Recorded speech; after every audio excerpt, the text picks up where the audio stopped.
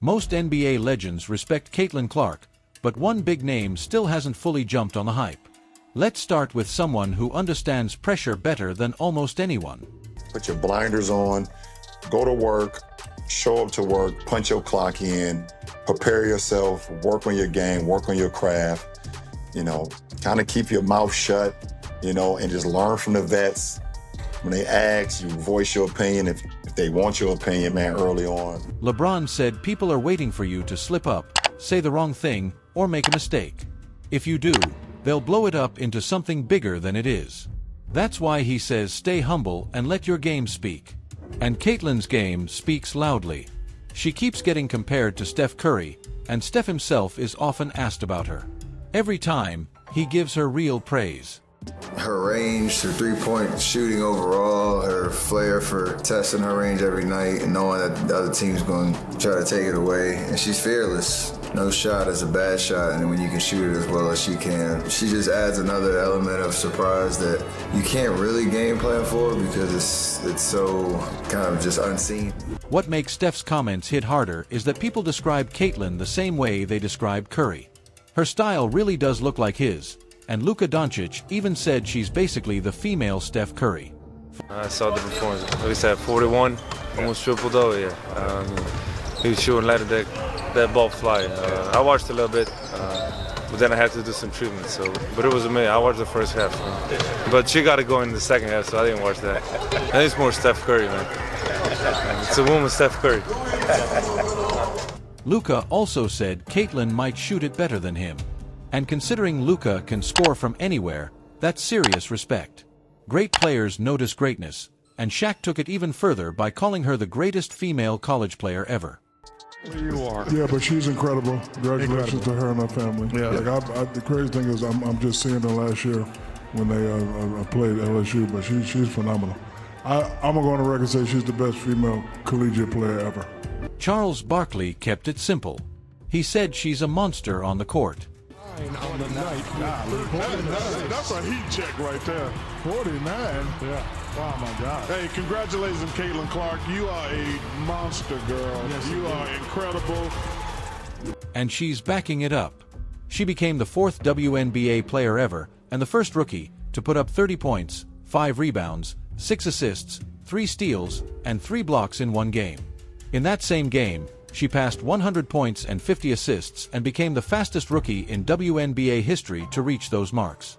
She also won Rookie of the Month for May, averaging 17.6 points, 6.6 assists, and 5.1 rebounds. On top of that, it feels like she breaks a new viewership record almost every week. Gilbert Arenas keeps pointing out that her star power is real. Her in the league, 5 games into it, we sold more merch than us all of last year. No matter how we feel about the attention she's getting, art is being sold. People are watching us now. The fact that she's making the league more popular for the masses, it's benefiting you guys. Of course, she's been in a few heated moments this season, mostly because of how other WNBA players have reacted to her. But Kevin Garnett doesn't see that as hate. He sees it as respect, and he thinks some players are genuinely afraid of what she can do. I'm watching Shorty, Caitlin Clark go through shit. I'm watching all, man, rookies, you're gonna go through some shit. And guess what? When you're it, when you got the bullseye on your back, when you it, it's gonna come with some shit, Yeah. Ain't nobody hitting y'all with the step back in the high, It's a compliment. Yeah, you feel. If you've followed Caitlin for a while, you know she plays with a lot of emotion. Sometimes it can spill over. Carmelo Anthony doesn't see that as a problem. He says that emotion is part of what makes her different from everyone else. We're not used to seeing women emotion like in the public like that, in the sport like that. Like we used to it being proper and and having sportsmanship and like you found somebody, you pick them up and say I'm sorry. Like we women, like we, you know what I mean? This is what we do, but basketball is different. Since she joined the league, people keep comparing Caitlin Clark and Angel Reese to Magic Johnson and Larry Bird. The idea is that Magic and Bird helped take the NBA to another level, and Clark and Reese could do the same for the WNBA. Magic Johnson says he believes that kind of rivalry can change the league.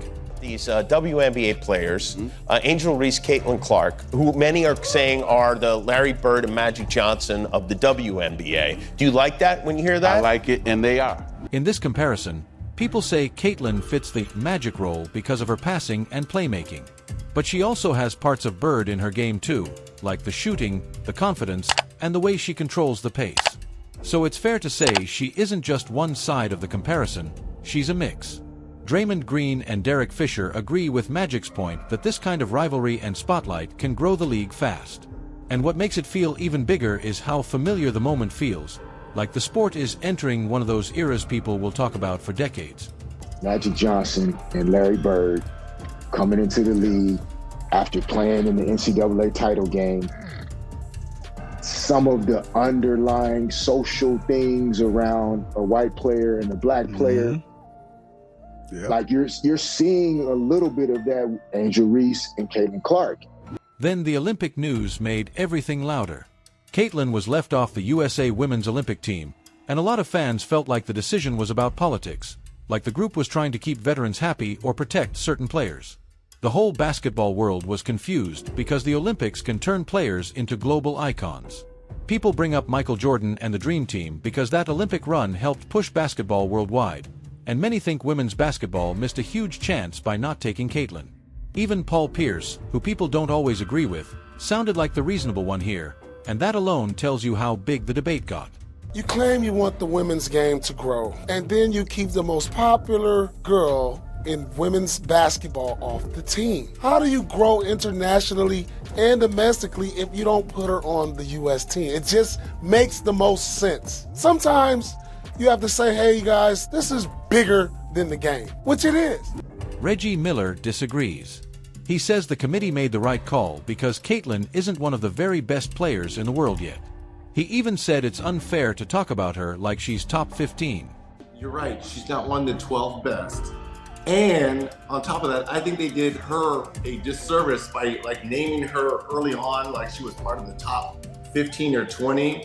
That was a disservice to her because it got her fan base all riled up. She automatically should make the team. But when you hear Kevin Durant talk about her game, it sounds like he believes she really is that level. He said it didn't take him long to realize he was watching the best player in the country. Always had the ball in her hands. Everybody was playing off of her. She just commanded the whole game. I was like, who the hell is this? She is nice. It was like, oh, she the best player in the country.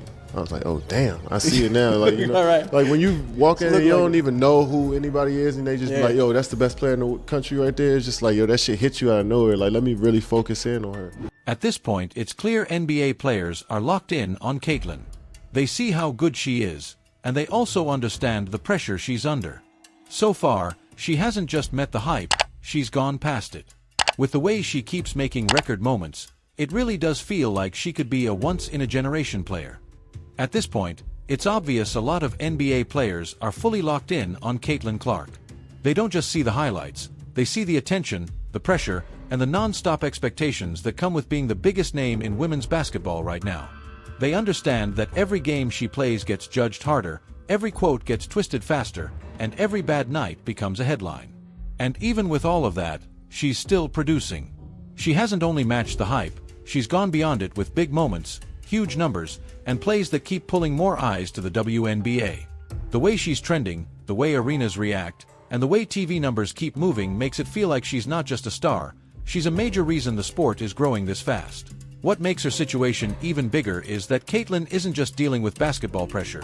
She's carrying the weight of being the player everyone points to when they talk about the future of the league.